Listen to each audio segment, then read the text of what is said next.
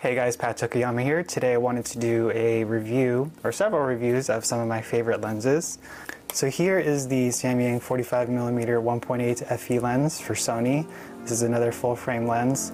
This was the first Samyang lens that I purchased. I bought it initially when it came out because I wanted sort of a medium focal length where I would be able to use for videos as well as for my food photography, for my cookbooks and my website as well. And this was one of the options that I was considering and ultimately decided to invest in, and I've been very happy with it. As you can see, it's relatively small. It fits in the palm of my hand. Whether you're using this on a crop sensor camera or a full frame camera, it really doesn't add too much to the weight at all because of its size. And the lens is actually pretty sharp. It's also very compact, it's quiet, the autofocus is quick. You can use the focus tracking features. There's no focus breathing issues for video if you're going to be doing that. And it also comes with a mini lens hood and a case. So definitely good if you're going to be traveling with these lenses.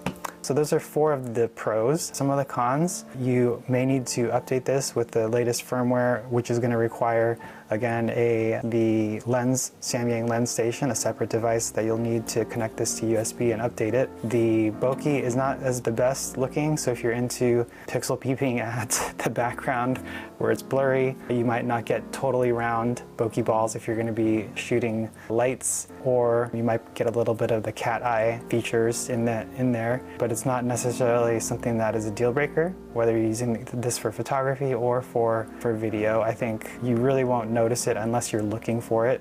And I think for most people, if you're going to be sharing your photography and your videos, they're not going to be looking for those kinds of things.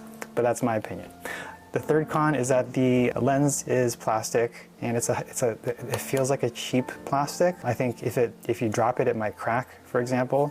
So you got to be careful with it. And this one actually isn't weather sealed. I don't know why they didn't weather seal it, but it would have been nice in case it's raining or wet or you're in the snow. So those are some of the cons. Like I mentioned, I wanted somewhat of a medium focal length for my videos as well as my food photography. This actually has been a really good asset in my business for those reasons. I've been very happy with it. It performs well, and I don't really have any complaints. It would definitely be something that I would consider getting again, or even recommending to somebody who is into making videos and wants that look. The 45mm look is a little bit different than a 50 or 55mm. You're also going to get a nice background separation, or the bokeh, where you can really focus in on the subject or the object that you are trying to capture. If you're in the market for a new lens, don't want something quite as wide as a 35, but don't want quite something as tight as maybe a 50 or 55. 45 is sort of a nice compromise in between.